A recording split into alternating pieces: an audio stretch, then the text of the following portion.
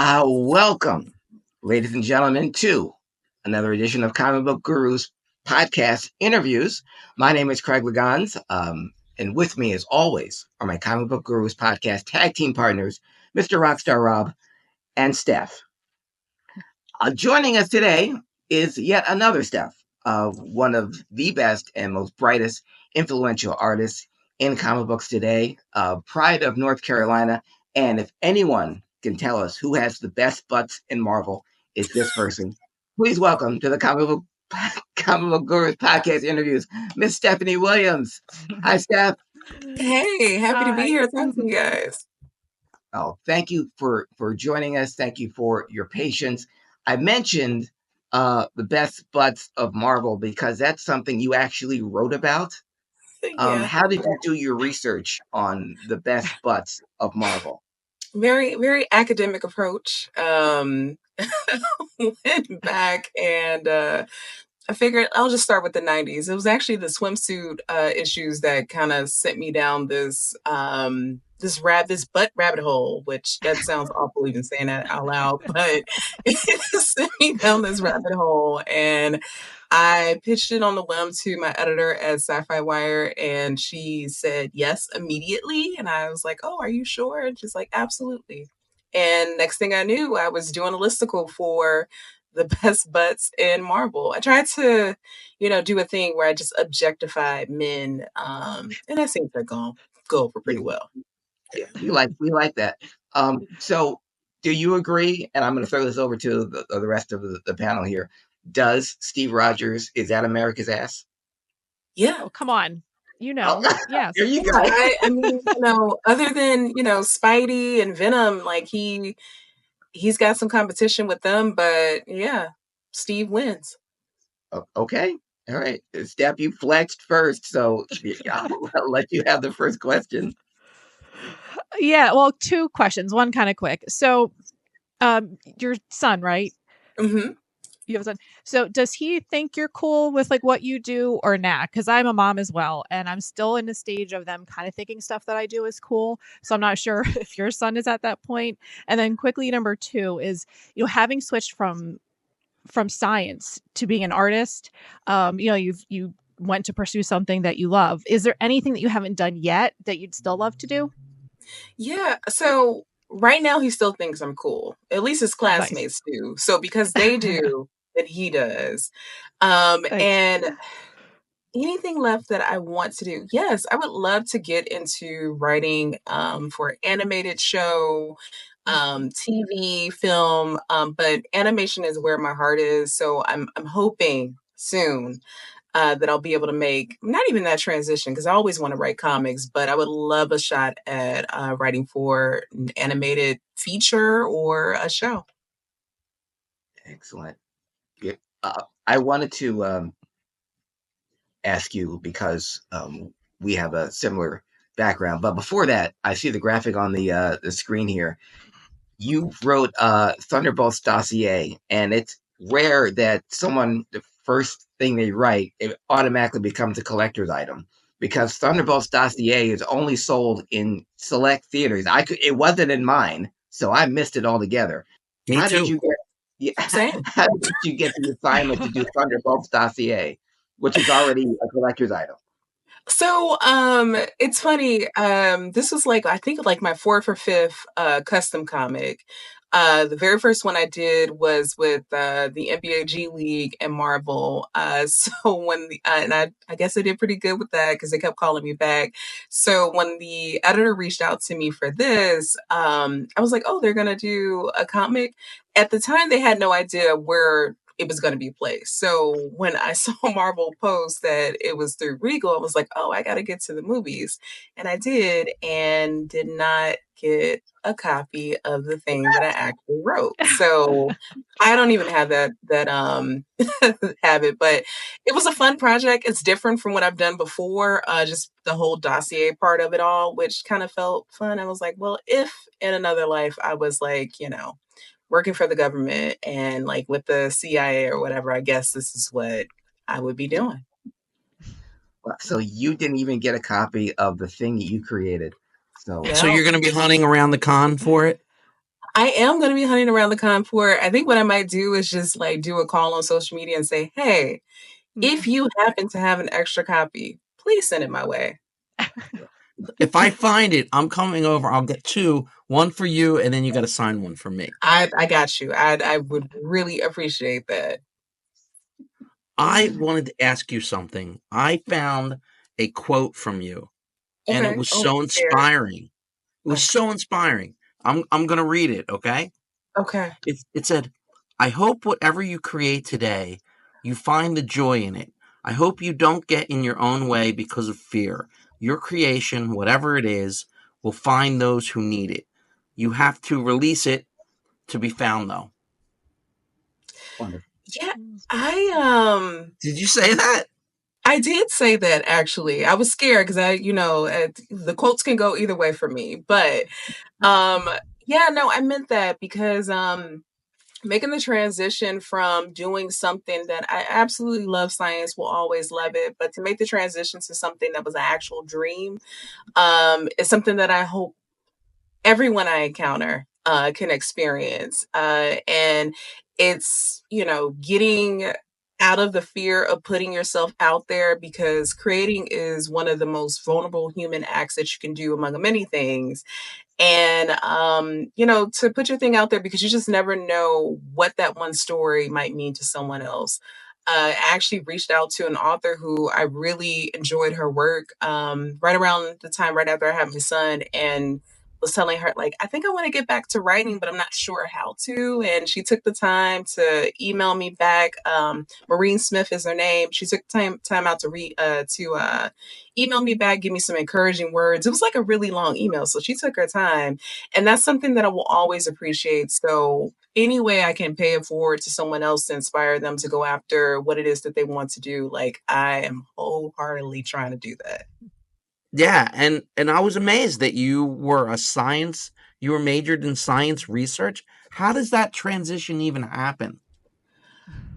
It's I'm still trying to figure out that transition, how it happened, because every time I think about it, it's just like I was doing all these things and this is what it added up to. Like, I had no idea that, 6, 7 years ago, I would be talking to you all because I'm a guest at Fan Expo Philly. Like, that is amazing. But I think it goes to show that whatever your calling is, if you actually listen to it, you will get there. So I went from blogging about my experiences as a mom, first time mom, and then from that to podcasting. But I was always talking about the nerdy stuff that I loved. And it just so happened that eventually I was like, well, I'm talking about these things. I've always wanted to write them. So why am I not doing that? And that's eventually what I just, reached out to artist named Sarah Macklin, who I was a fan of hers, and Parenthood Activate ended up happening. So it's like Rugrats, but from a parent's perspective. And I don't like something about making that first comic on the page. But once I did that, I was like, oh, I can do this. I don't know where it's going to lead, but I know that it's making me happy doing this while I'm still at my 9 to 5. And that was the thing that really mattered. I know, like, the way the economy now is, to tell someone to do what they love and not worry about the money is like foolish. However, I do think it's really important that whatever is going to bring you joy, whether it's creating, gardening, whatever, like, you need to do that because life is short. So why not try to spend as much as time as you possibly can doing the thing that you really enjoy and brings you joy? Exactly. Well said. One of the things that brought me joy as a youth, apparently did the same for you. So I want to ask you, this is the most important question of this entire interview, Stephanie, is if I'm on Capcom, Street Fighter versus X-Men, why would I choose Storm? So you can hear her say typhoon a million times and piss off everyone who is in that room and has to endure it. I'm a Cyclops guy because when I heard that's how you started your journey, was playing Street Fighter versus X-Men, and you would yours was Storm. Yes, it was Storm. Well, Storm for obvious reasons, but really to Not a irritate my brother, Typhoon. hmm cool. I'm a Cyclops guy, but yeah, I'll try Storm because Yeah, you're a guest, so I'll see what. Nubia and the Amazons is probably what you're best known for. And the artwork is absolutely fantastic. And I even put this up during Women's History Month in March, just because it's such a striking thing. Is this the comic you get the most feedback about, or like when people come up to you and tell you how great you are, they want you to sign this? absolutely. And that's something that I hold dear because this was like my first major big comic gig. And I was working with folks who I admired. So Alethea Martinez is the artist on this, Mark Morales, Emilio Lopez was our original colorist, and also getting to co-write it with Vita Ayala, who again, you just never know how the things you do are gonna circle back to you. When I was podcasting, I remember like interviewing Vita for their comic, The Wilds, and to have them, bring me in for this, and also present like a really unique situation where I got to learn, but also take the reins on that series because bringing back a character who has already existed for 50 plus years and trying to make her relevant again, like that's no small task. So to come out of the gate with something like this and it is still resonating with people, and Nubia has not gone back on the shelf. I think if anything, that's just a reminder to me that I'm exactly where I'm supposed to be, and I'm just so happy that Nubia was that launching point for me because in a way, it was kind of cathartic. She was going from being guardian of Doom's doorway to now queen of the Amazons, as I was making my full transition from, you know, research scientist to part-time lifter to full-time writer. Wow. And look where you are now. Amazing. I love your story. Seriously. I wanted to ask you about Wakanda. Yeah, Another one of your get. Um, did you have when you saw? I first want to ask you. You saw Wakanda Forever, correct? I did. Absolutely. Okay, and this informed this comic at all? Did this? No. So funny enough, I wrote this months before Wakanda Forever came out. Wow. And I remember like when I was sending in like my outline for this, that I told Will Moss, the editor, that I wanted to focus on or bring a focus to Shuri's relationship with her mom. Cause we see that interaction, but we don't, it's really more like, Queen princess type of vibe, but we don't really see like that relatable, down to earth interaction with them. So the moment I got the okay that I could do that, I was like, great, sure, we'll have Rhino there and she'll save the day. But my focus is really on presenting this, mother daughter relationship in a way that hopefully people found relatable. And then when I saw Wakanda Forever, I said, wow, okay, so obviously I am on the same wavelength as Ryan Coogler, so I must be doing things right. That brought me so much joy that, I didn't even know that was gonna happen, that there was some synergy there because I really loved how they had Shuri and Ramonda's relationship on the screen before, Mhm. Namor did what he did. But up until that point, it was great. Cool. Well, see, I always thought Ryan Coogler should do Nubia the movie, since you guys have the I'm same. Listen, I'm down for that. I would even take Gina. I would even take her, but yeah, I can definitely see Ryan. I think I even tweeted once that I wanted Ryan to direct the Nubia situation, whatever it was, movie or TV show. Excellent, excellent. Last thing I wanted to ask you is one of the first things you did, because I think that everything you write I want to see on the big screen or on a small screen or somewhere. You did a combination of Living Single and superheroes was it called Living Heroes? Hmm. How did that? Where can we see? Where can I see that? And why isn't that a show?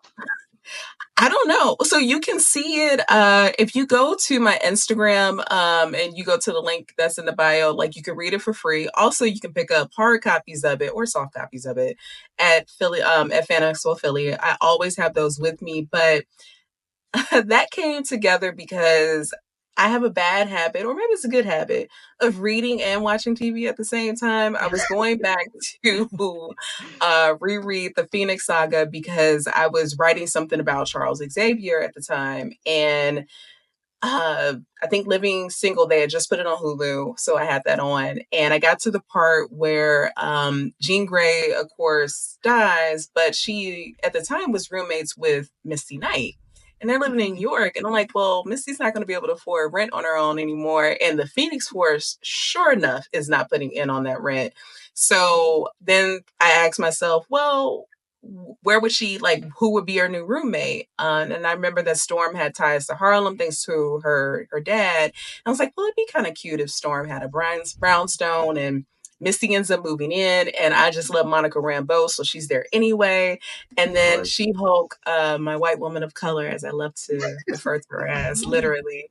Not only is it was low hanging fruit at first because she is also a lawyer, and so is Maxine. However, aside from that, there are a lot of similarities between She-Hulk and Maxine. Like her and Jennifer, like there are similarities. And next thing I knew, I was like, well, I'm gonna write this 1-page comic and see what happens. I reached out to Erin O'Neill Jones to see if she would be interested in drawing it, and she was, and we put it out and people went crazy. We did another entry which features Namor and the Fantastic Four, or more so Reed and Sue, and they're like in power couples court.